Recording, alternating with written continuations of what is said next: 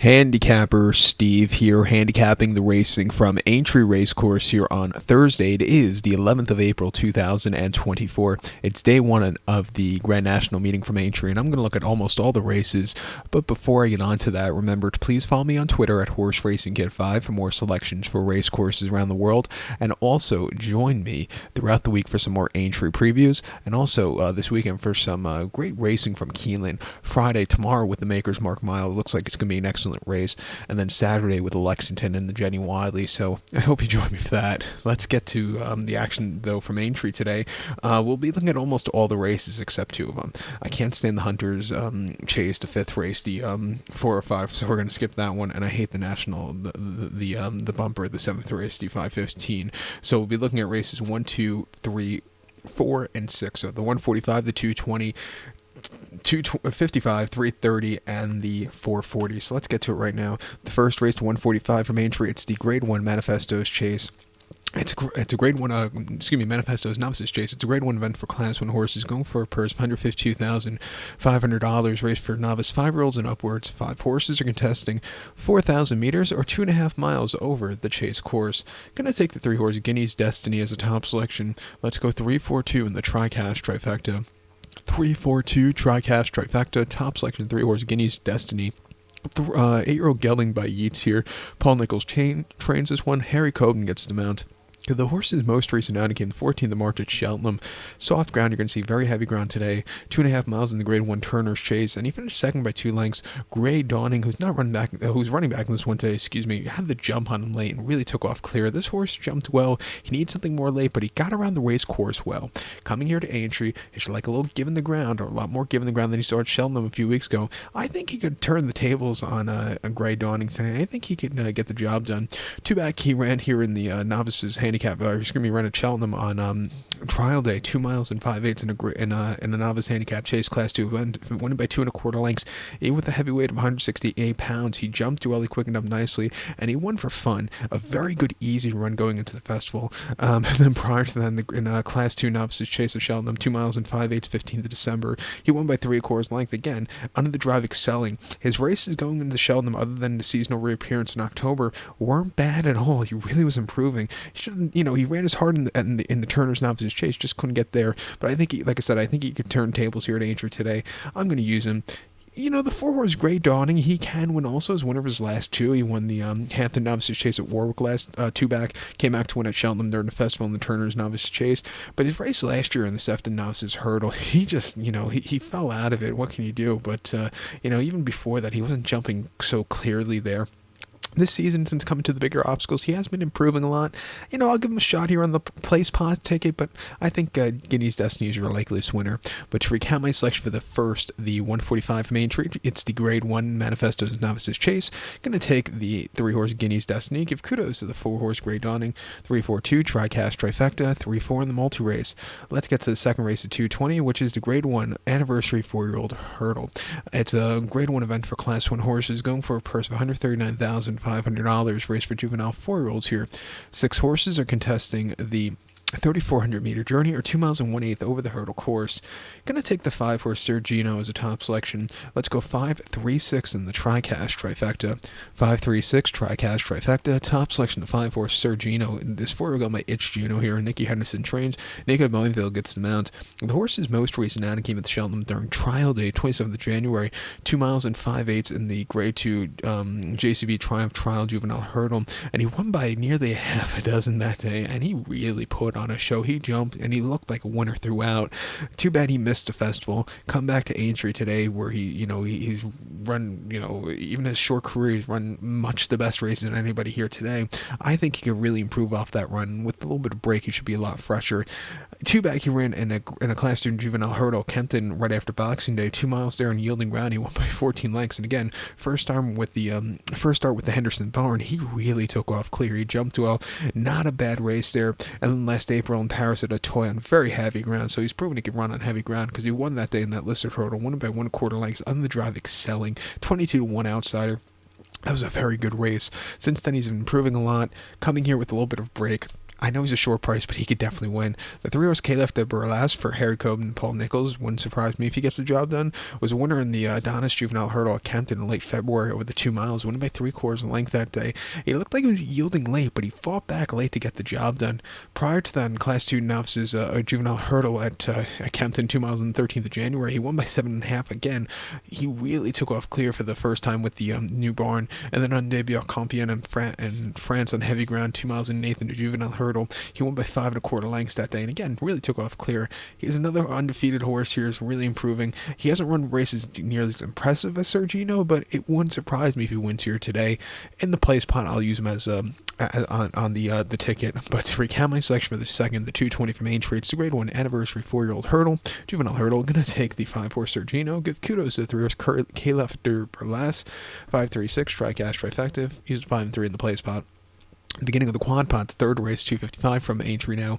It is the Grade 1 Bowl Chase. It's a Grade 1 event for Class 1 horses, going for a purse of $317,500. Race for 5-year-olds and upwards. 7 horses are going 3 miles and 1/8 over the Chase course. My top selection here, I'm going to go with the number 2 horse here, Brave Man's Game. I'm going to go 256 in the TriCash trifecta.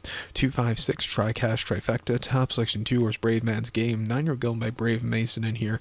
Paul Nichols trains. Harry Coben gets to mount. The horse is most recent out and came the 15th of March at Cheltenham. 3 miles and 1/4 in the Grade 1 Cheltenham Gold Cup. And he finished 5th by 19 lengths. I would have liked to start between Boxing Day and the festival. He didn't get it. He yielded late. He just couldn't keep up. He probably needed the race off the bench. Refreshing here, with a quick turnaround. I think he could get redemption. He hasn't won in a little bit of a time, but he's been running these terrific races. I thought he had a very good place behind Haywick in the King George at Kempton on Boxing Day, going the 3 miles. That round was lightning fast considering what you're going to see today, but, he jumped well. The winner, Haywick, just had the jump on him, but not a bad race there. Prior to then, the Betfair Chase at Haydock, and over the 3 miles and 1/4 in November, he ran a massive second place finish behind Royal Pagale that day. Again, he just couldn't keep up late, but he ran his heart out there. And then the Charlie Hall Chase to start off the season at Weatherby over the 3, finishing second by 1/4 lengths. Again, he just needs something more, but not a bad race. He placed in last year's Sheldon Gold Cup, came back to run a third, and the Punchestown Gold Cup in April last year. Refreshing here, like I said, close Minosacar as of recently, probably need the race last time out. I'm going to give him a massive shot here in the bowl. I think the 5-horse Jerry Colombi, can't speak, pardon me, Jack Kennedy's on this one for Gordon Elliott. He ran a very good place at 6.5 to 1 in the Gold Cup at Cheltenham a few weeks ago.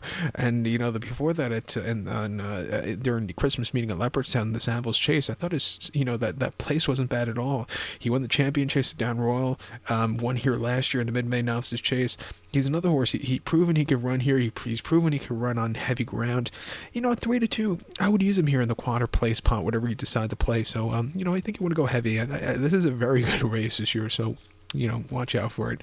But to recap my selection for the 255 third race from Aintree now, it's the Grade 1 Bowl Chase. Going to take the 2-horse Brave Man's Game. Give kudos to the 5-horse Jerry Colombi. 256 TriCash trifecta. Used 2 and 5 in the multi-race. The co-featured 4th race now, 3:30. It's the Grade 1 Aintree Hurdle. It's a Grade 1 event for Class 1 horses, going for a purse of $317,500. Race for 4-year-olds and upwards. We have a field of 8 horses going 4,000 meters or 2.5 miles over the hurdle course. Gonna take here the number 3 horse here, Empire et Passy. I'm gonna go 327 in the TriCash trifecta.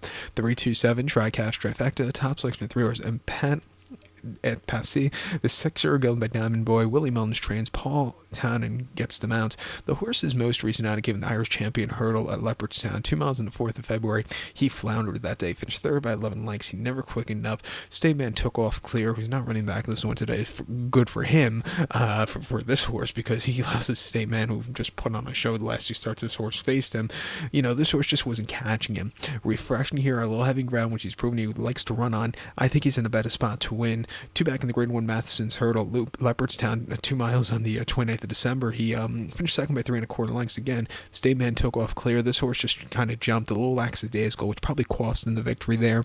And then prior to that, a Fair House, 2 miles and a half in the Grade 1 Hatton Grace Hurdle. He finished second by length. First start of the season was a little bit flat late, but again, I've seen worse races for him. His form last year in the novice circuit, he wasn't bad at all. He actually won the champion Novices Hurdle at Punchestown in late April on yielding ground. Ran at the festival last year in the Ballymore, where he won by 6.5 lengths, putting on a show. And he put on a show in the Moscow Flyer Novices Hurdle at Punchestown January 2023, where he won by a half a dozen. Again, just flying home. If he could show that form today, he could win. He's been close but no cigar as of recently. Coming here to Aintree, I think he could get some redemption for his last few races. I think the 2-horse Bob Ollinger for Rachel Blackmore and Henry de Bromhead wouldn't surprise me if this horse gets a trip to win. Missed the festival last time out, but had a decent place behind a statement in the Irish Champion Hurdle on Boxing Day in the Real Keel at Cheltenham. She won by 7 lengths that day, and over a longer trip really took off clear, and then won on the Liz Mullen Hurdle and Navan quite nicely also. Another horse that's proven he could run on heavy ground. Refreshing here, I would give this horse a shot at 6-5, but I think the 3-horse Impera at SC is your likeliest winner with the added trip. But to recount my selection for the 4th at 3:30 now from Aintree, it's the grade 1 Aintree Hurdle. I'm going to take the 3-horse Empire at SC. Give kudos to the 2-horse Bob Ollinger, 327 Trackcast Trifecta, 3-2 in the multi-race. Like I said earlier, the 5th race, the 405, since it's on the national course, I'm going to watch it, of course, but I'm not going to bet on it because I just hate these Hunters chases. So we're going to skip over to the 6th race now, the 440 from Aintree, which is the Close Brothers Red Rum Handicap Chase. It's Class 1 Premier Handicap Chase, going for a purse of $127,000, race for 5-year-olds and upwards. We have a field of, 15 horses going 3,200 meters or 2 miles over the chase course. Gonna give you 2 horses I think can win, and I'll give you 2 an exact forecast combination. No top selection, but we're gonna talk about the both of them here. But I'm definitely gonna use them both in the exact forecast combinations, and I'm definitely gonna use them in the quarter play spot. I'm gonna use the 5-horse Home Public and the 7-horse Heltham.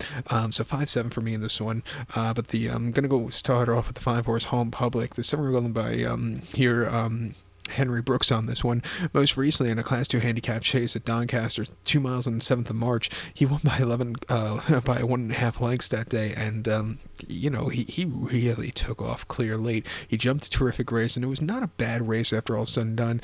Prior to the Novice Limited Handicap Chase Class 3 at Ascot, 2 miles and 8th, 22nd of December. He finished second by 3.5 lengths that day, and he was never comfortable late. He never had the turn of foot. Maybe just a little bit tough competition there. And then the Grade 2 Arkle Challenge Trophy Trial Hurdle at Cheltenham, 2 miles on the 17th of November. He won by 2 lengths that day, and again, he really put on a show late. And before that, a Weatherby on fast ground in Class 3 handicap chase, winning by 1.25 lengths. He was on the drive excelling. Coming here today off some decent runs, he could win. Even the 7-horse Heltham for Kieran Gethings could win also, and Dan Skelton. He was a winner last time out at Newbury. Actually, the last 2 at Newbury were quite easy runs on quite demanding ground, which she's going to see today, or he's going to see today.